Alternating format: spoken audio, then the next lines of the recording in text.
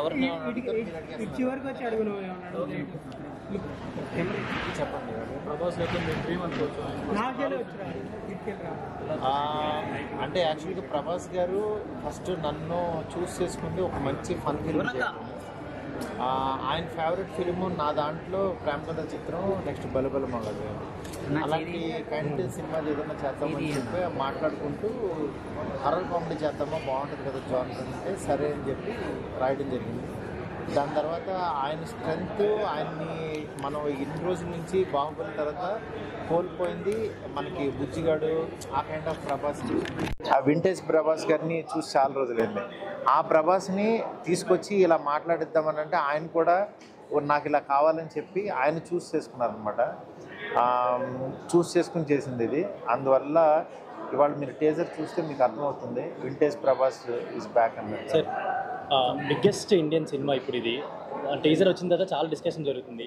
అంతేకాకుండా ప్రభాస్ గారు మీ కాంబినేషన్ కానీ ఫ్యాన్స్ ఎప్పటి నుంచో వెయిట్ చేస్తున్న సినిమా. సో దీని గురించి మీరు అంటే ఫ్యాన్స్కి పర్టికులర్లీ వాళ్ళు ఎప్పటి నుంచో అప్డేట్స్ అని వెయిట్ చేస్తూ ఉన్నారు. సో ఎలా ఉండబోతుందంటే ఏం చెప్తారు?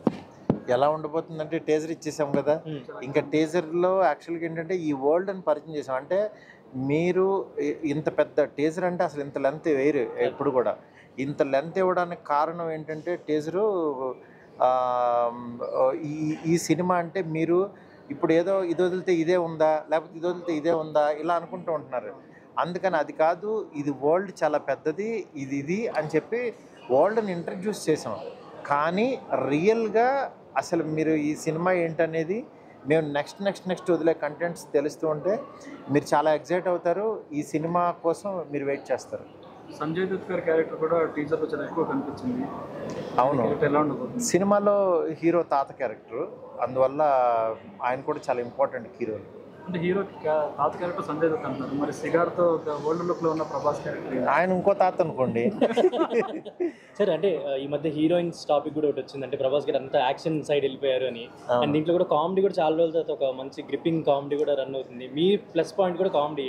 సో ప్రభాస్ గారిని మనం అంటే ఆ బుజ్జిగాడు, డార్లింగ్ ఇలా ఆ కామెడీస్ ఎక్కువ ఎక్స్పెక్ట్ చేయొచ్చు ఈ మూవీలో తో పాటు. డెఫినెట్గా అండి. అంటే ఆ సినిమాల కంపారిజన్ అని కాదు, ఆ సినిమాలు ఈ సినిమా సంథింగ్ డిఫరెంట్. ఇది ఈ సినిమాల్లో అంటే ఆ సినిమాల్లో యాక్షన్తో పాటు క్యారెక్టరైజేషన్ జోవియల్గా ఉంటుంది. కానీ ఇదేంటంటే ఒక ఫన్ ఉంటూ క్యారెక్టరైజేషన్ ఉంటూ ఇది ఒక బిగ్ స్కేల్లో ఉంటూ మళ్ళీ ఆడియన్స్కి ఏం కావాలో ఫ్యాన్స్కి ఏం కావాలో అవన్నీ ఉంటూ మీరు 3 hours ఒక వేరే వరల్డ్కి వెళ్ళిన ఫీలింగ్ వస్తుంది.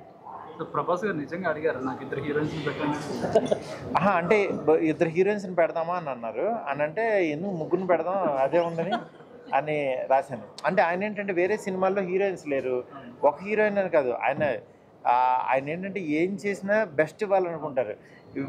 హీరోయిన్స్ని టచ్ చేసి ఇది చేశారంటే బెస్ట్ చేద్దామని. రొమాంటిక్ ఫిల్మ్ ఏమీ చేయలేదు కదా. అంటే రొమాంటిక్ ఫిల్మ్ ఇన్ సెన్స్ కామెడీలో హర్రర్ రొమాంటిక్ ఫిల్మ్ లాగా అది. దీనికి నాకు ఆ ఛాన్స్ నాకు వచ్చింది. నేను 3 రాసి మళ్ళీ హర్రరు ప్లస్ ఇది అంటే it's one kind of fantasy film అనమాట. అది సరే, టీజర్కే గుడి కడతామని చెప్తున్నారు. మరి నెక్స్ట్ కంటెంట్స్కి ఏమన్నా అంటే ఎలా ఉండబో? వాళ్ళు గుడి కట్టడం వాళ్ళ ధర్మం, కానీ ఆ గుళ్ళో నేను మాత్రం ఉండలేను.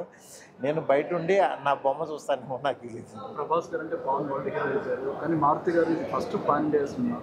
ఎలాంటి జాగ్రత్తలు తీసుకున్నారంటే మిగతా భాషల్లో కూడా టైపాపు మనకి ఒకటేనండి. నేను తీసుకున్న జాగ్రత్త ఏంటంటే నేను ప్రేమ కథ చిత్రం చేసినప్పుడు హర్రర్ కామెడీలో ఒక లో బడ్జెట్లో అదొక ట్రెండ్ సెట్ అయింది. అప్పుడు ఇప్పుడు యాక్చువల్గా ఏంటంటే పాన్ ఇండియాకి వెళ్ళినప్పుడు అది దాని విజువల్, దాని రేంజ్, ఎలా తీసుకెళ్ళాలి, ఎక్కడికి తీసుకెళ్ళాలి, ఏం రాస్తే కొత్తది అవుతుంది. ఎందుకంటే నేను తీసిన తర్వాతే 500 హర్రర్ కామెడీలు వచ్చింది. దీంట్లో ప్రభాస్ గారు చేస్తున్నప్పుడు అది ఎంత కొత్తగా ఉండాలి, అది నెక్స్ట్ లెవెల్కి ఎలా వెళ్ళాలి. యాక్చువల్గా మామూలుగా హర్రర్ ఇంట్లోకి వెళ్ళి దెయ్యం ఉండటం అనేది రెగ్యులర్. ఏ మైసూర్ ప్యాలెస్ కన్నా వెళ్ళచ్చు, మేము ఇంత ప్యాలెస్ బిల్డ్ చేయాల్సిన అవసరం లేదు. బట్ దీనికి ఉండే క్యారెక్టర్ వేరు, దీనికి ఉండే వాల్యూ వేరు. ఇవన్నీ చాలా ఉన్నాయన్నమాట. ఇవన్నిటిని మీరు చూడబోతున్నారు. అలా ఏం లేదు, హర్రర్ రొమాంటిక్ ఫ్యాంటసీ అంతే. రొమాంటిక్ అన్నారు ఒకటే పెట్టారు సార్ బెడ్రూమ్ బెడ్రూమ్లో వేసాం ఒక కారిడార్, అది వేరే సెట్, ఆ సెట్ వేరే ఉంది. ఈ పైన రూఫ్ అంతా కలిపి ఒక సెట్ వేసాం, అది వేరే ఉంది. ఇట్లా డిఫరెంట్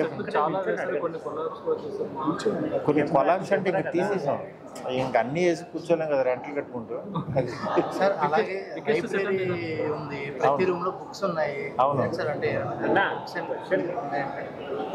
బుక్స్ ఎందుకు ఉన్నాయంటే అది సినిమాలో బాగుంది, చూస్తే అర్థం. టోటల్ ఫిక్షనల్ స్టోరీ అయినా ఏదైనా రియల్ ఇన్సిడెంట్ కూడా రియల్ ఇన్సిడెంట్ ఏమీ లేదు, రియల్ ప్రభాస్ గారు ఉంటారు అంతే, రియల్ ఇన్సిడెంట్స్ ఉండవు. Thank you.